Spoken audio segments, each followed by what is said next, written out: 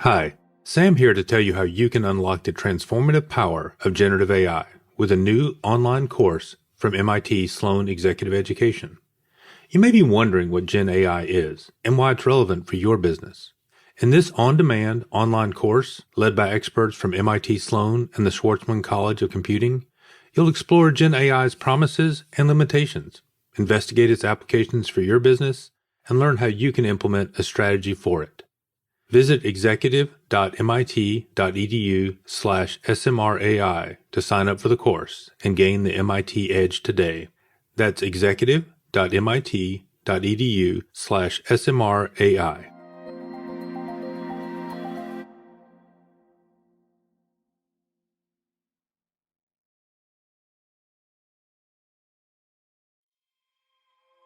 How can generative AI help us collaborate more effectively at work? Find out on today's episode. I'm Jackie Rocca from Slack, and you're listening to Me, Myself, and AI. Welcome to Me, Myself, and AI, a podcast on artificial intelligence and business. Each episode, we introduce you to someone innovating with AI. I'm Sam Ransbotham, Professor of Analytics at Boston College. I'm also the AI and Business Strategy Guest Editor at MIT Sloan Management Review. And I'm Shervin Kodobande, Senior Partner with BCG and one of the leaders of our AI business. Together, MIT SMR and BCG have been researching and publishing on AI since 2017, interviewing hundreds of practitioners and surveying thousands of companies on what it takes to build and to deploy and scale AI capabilities and really transform the way organizations operate. Hi, everyone. Today, Shervin and I are talking with Jackie Rocca, Vice President of Product at Slack. Jackie, thanks for taking the time to talk with us. Welcome. I'm so excited to be here. Let's get started. I think many of our listeners likely use Slack, but let's fill everyone in. What is Slack? Slack is a collaboration platform. So it started out as a really effective way to message and work with your colleagues. And it's really expanded over the years to include a lot of your work tools that are accessible from right within Slack. So it's a great way to work with your team, with your colleagues. We actually have external functionality. You can work with customers or contractors.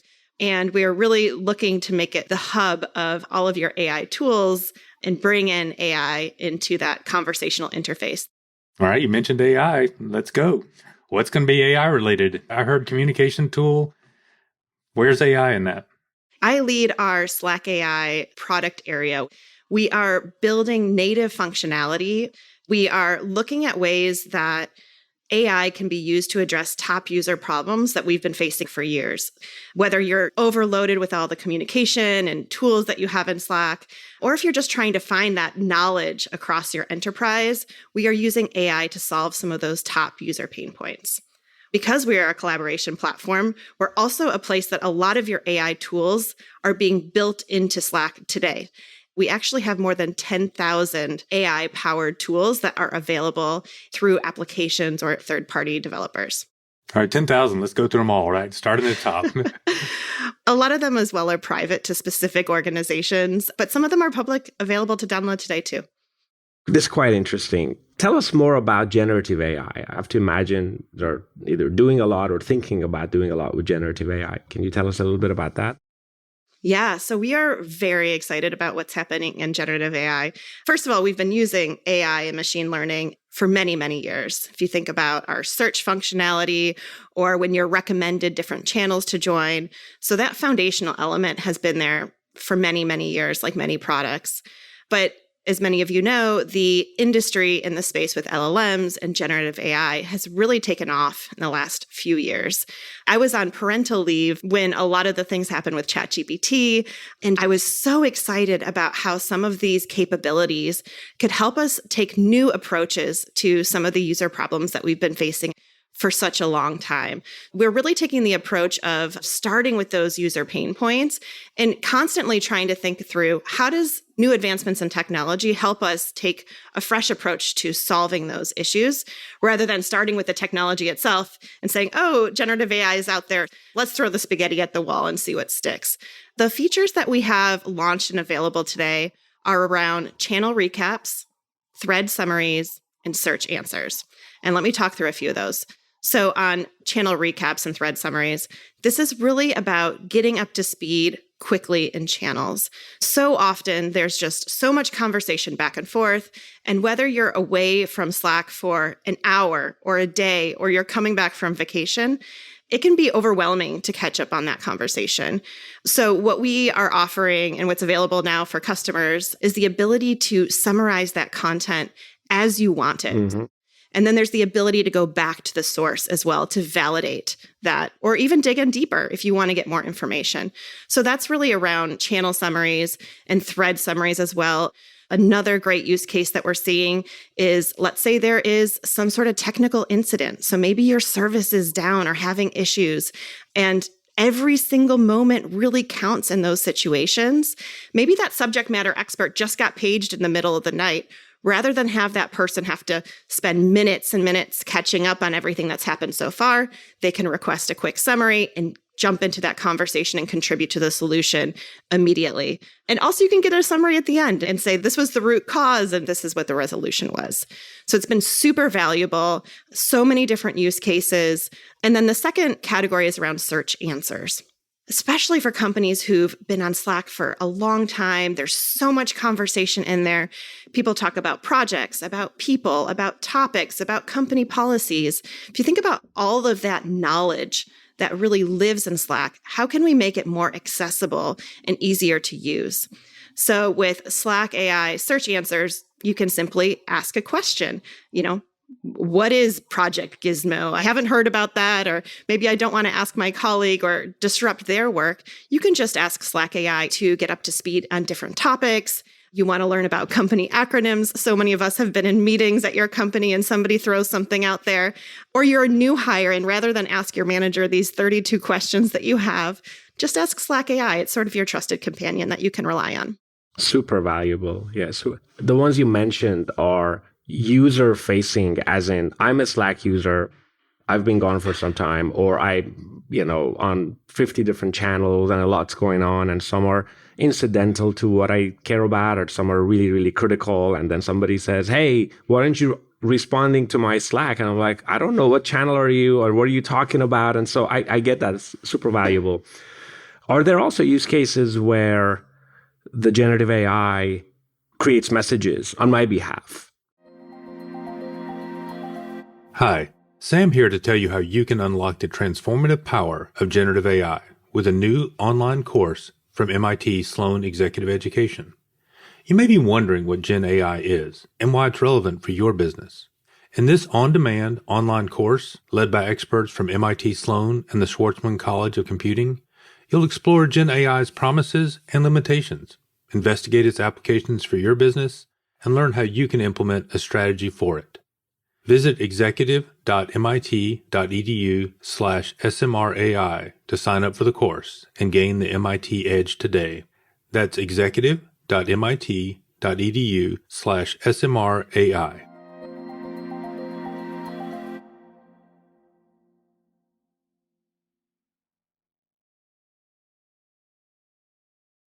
Yeah, we are focused first on really keeping the human in the loop and making sure that you are always in control.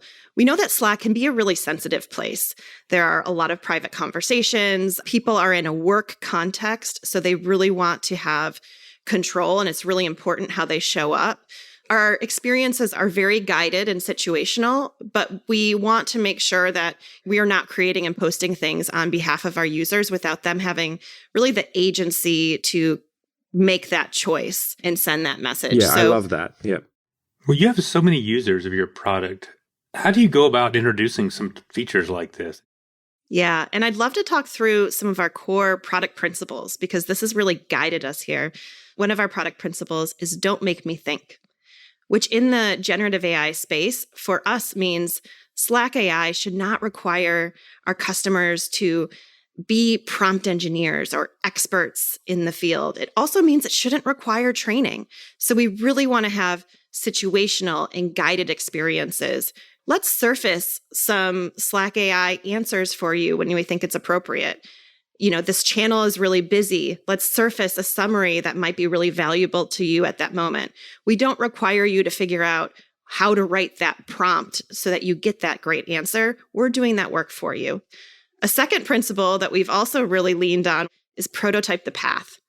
So, there's a lot of potential with generative AI, but we know that accuracy and relevancy and frankly latency as well are really important to the user experience. So we've been prototyping for the last several months so that we can, again, not make users think, and we can do all that work for you to make sure that we are creating a great experience and we're shipping those experiences that we have high confidence in. And we're continuing to work on those things that maybe need a little bit more refinement. How long does that take? Is that a short process, long process? 15 minutes, 20 minutes? More than 15 or 20 minutes.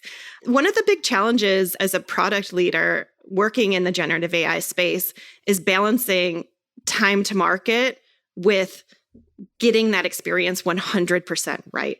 We know that generative AI is not 100% right. So we need to kind of find that middle ground between, we know that there's a ton of customer value here, and we feel great about the experience we're shipping, but we're going to continue to iterate and make it better over time. So for me personally, that's been a challenge because I always want to have things as close to perfect as possible, but we know it's also important to give people that value sooner. So it's a balance. For us, we have spent many months to try to get that experience the best it can be, both from the features that we've already launched, as well as new things that we are already prototyping to have as fast follows down the line. And I have to imagine the experimentation loop or the test and learn loop is quite fast with like all the users, right? I like your principles on human in the loop and all that. You mentioned it's a balancing act, and I could imagine there's so many things you could be doing with AI and Gen AI.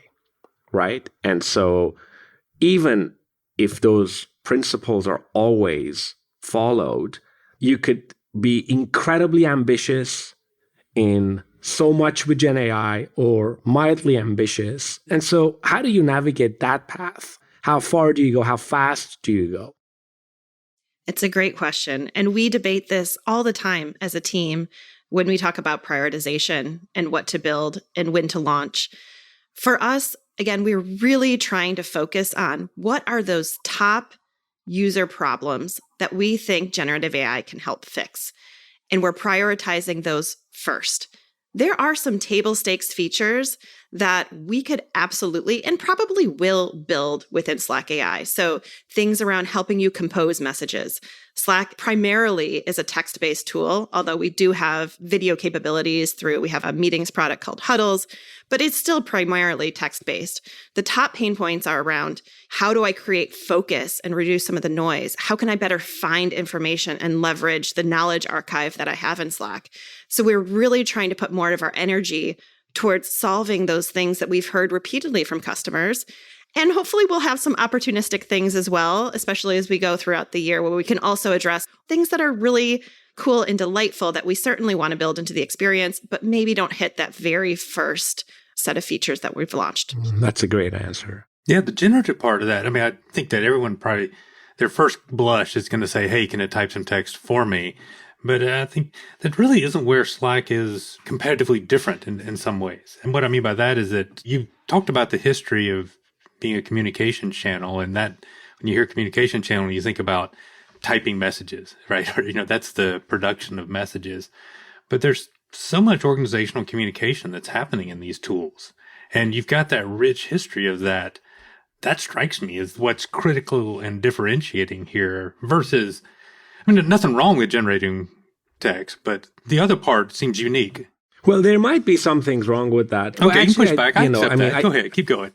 Well, I mean, I think that's a point that she's making, right? Because there is clearly a huge pain point on what's going on in the organization and what should I know and all that, which makes a ton of sense.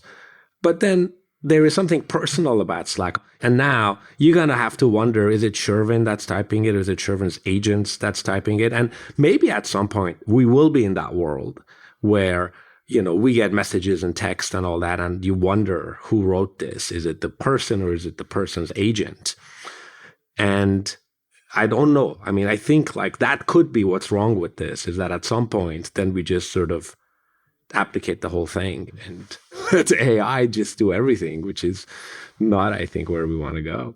I think I was reacting to how nice the first use cases were, though, because actually, I'll tell you, it will surprise nobody here that I'm an inbox zero kind of person. I don't like any little red alerts up there. I clear them as soon as I can. And that's actually, I've struggled with Slack because of that, because at any point there's so much coming through that I can't satisfy my inbox zero needs there without 100% attention.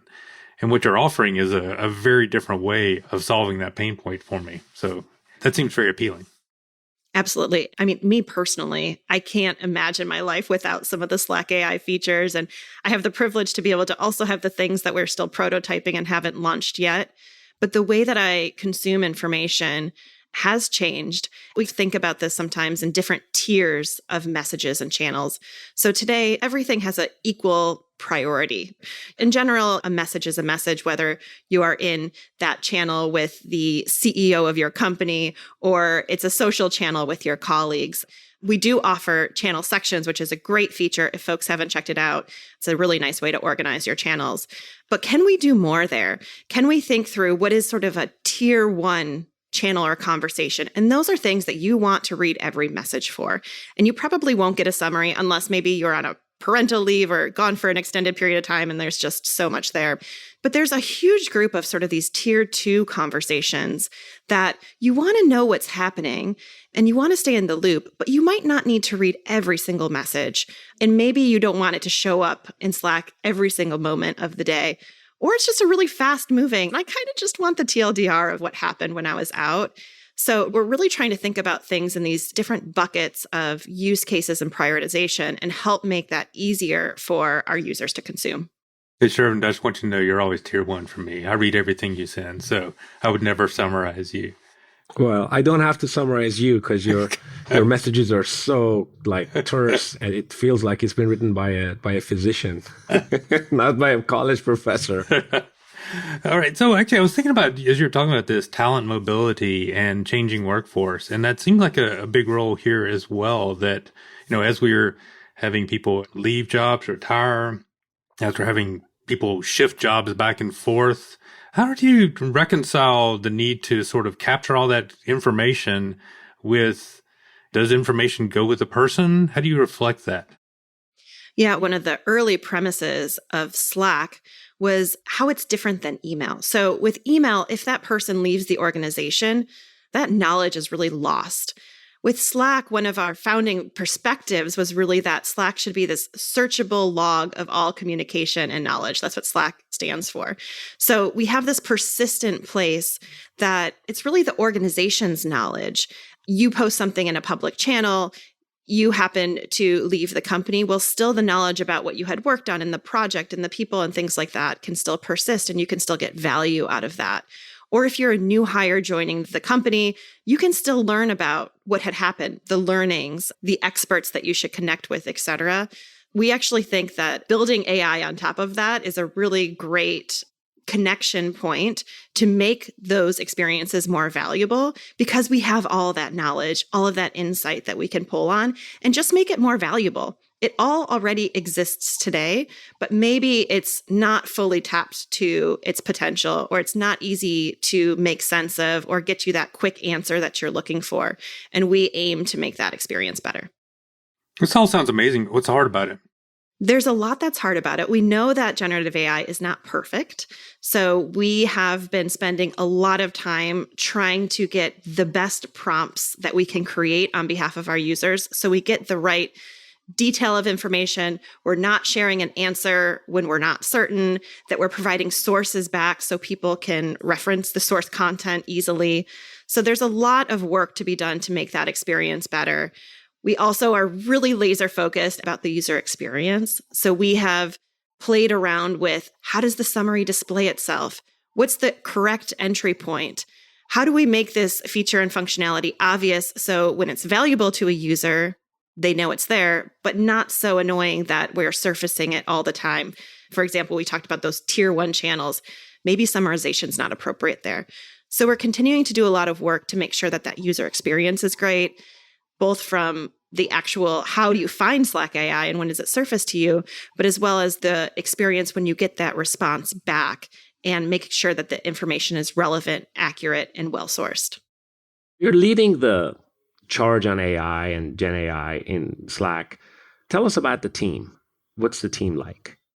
We actually formed this team through a group of people that was prototyping on the side, really just trying to build experiences in our spare time, a lot of nights and weekends, just really passionate about how this can help solve these core user problems using new technology.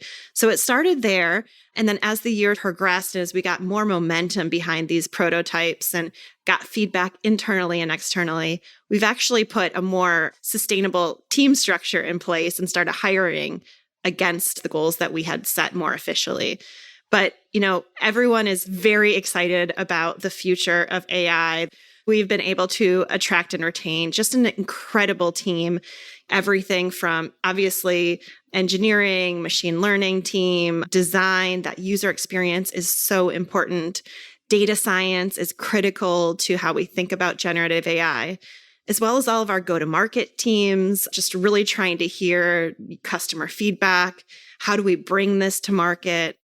I don't know if you can answer this question, and if not, that's fine. But I'm curious what's under the hood and whether that's a pre-trained model that's sort of available, or is it you're training your own models given the uniqueness of the domain?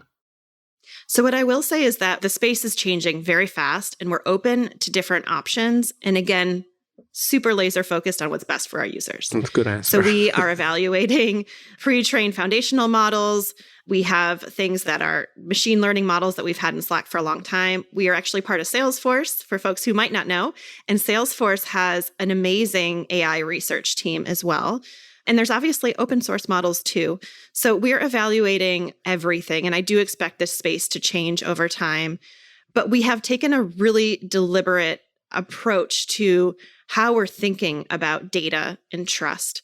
So we have built an architecture where your Slack data does not leave Slack. Everything is hosted within our virtual private cloud, our VPC, so that when you're using AI in Slack, you can be confident that your data, your really sensitive company data, is not leaving Slack's infrastructure, and that we still abide by all of the compliance and enterprise-grade security capabilities that we have in Slack today.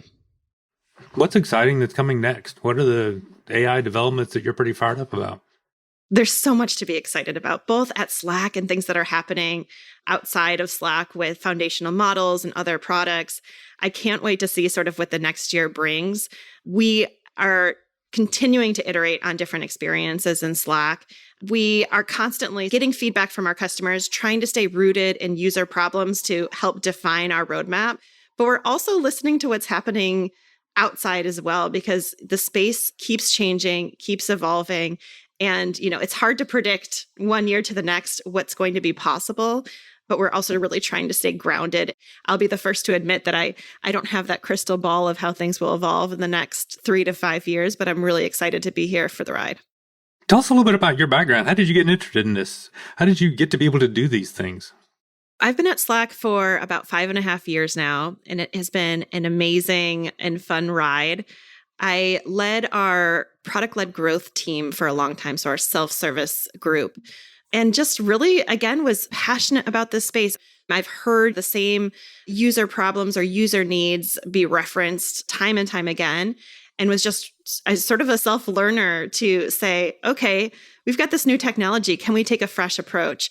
And I also did have the privilege of coming back from parental leave. So I could really kind of clear my head from the day-to-day and think a little bit bigger about the opportunity space.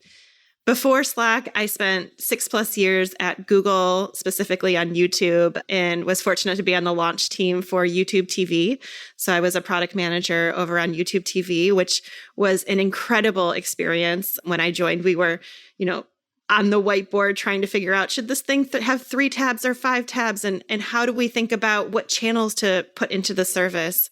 So it was really exciting being part of that journey to launch YouTube TV and see it scale for a time. Before that, got my MBA at Stanford. And then also I have my beginnings as a management consultant. So I started my career at Bain in Los Angeles. It's been a ride. I think a lot of people who end up in product management have had this indirect path to get there. I don't think I knew what product management was when I was in college or in my 20s. So I'm really grateful to have found Slack, to have found product management, and more recently to help lead through this sort of AI revolution for the team and for the company. That's an amazing background. The self-learning part of that's really interesting too, because I think that's a shift that's happened over the course of even since we started this podcast, Shervin. At the beginning, we were talking about a machine learning model, and very few people, I think, woke up on Saturday morning and played around with some machine learning model. I think practically everybody has gone and screwed around with a lot of the generative tools that are out there. And I think that's a fundamentally different way that people are learning about these technologies. And I think what you just said echoes a lot of that. And I think there's really two sets of skill sets to think about. There certainly is the technology side, what's possible, what's unlocked. And it's important to understand. And hopefully, if that's not someone's expertise area, they can connect with others who maybe can work between strengths and weaknesses. But I think there's equally the opportunity to think about how can it be applied. So what would that user experience look like? What specifically are we trying to solve? Because I think it's exciting to just try a bunch of things or experiment with generative AI and what's happening with LLMs, which is great. And again, I'm not going to discourage people from playing around, but when you're really thinking about, okay, well, what am I going to build? What am I going to ship to customers? The technology is part of it. That's kind of like the backbone. But I think what will really set different products and services apart is what value do they ultimately provide? Yeah, you need the left brain and the right brain, and very cross-functional team. So now we have a segment called 5 Questions. Did I tell you about that? No. Wonderful. That's how we like it. So I'm going to ask you 5 questions. Just give us the first thing that comes to your mind in rapid fire style. What do you see as the biggest opportunity for AI right now? I think the biggest opportunity is finding true product market fit and solving real user problems. What is the biggest misconception about AI? Let's come back to that one. Okay. What was the first career you wanted? I wanted to be a doctor. Me too. When is there too much AI? That's a great question. I think we are very far from too much AI. Perhaps that's when you can't tell if AI or a human made something, and we've kind of gotten so far down the path and away from that human component that maybe that's a little bit too much AI. But aren't we there yet? I mean, already?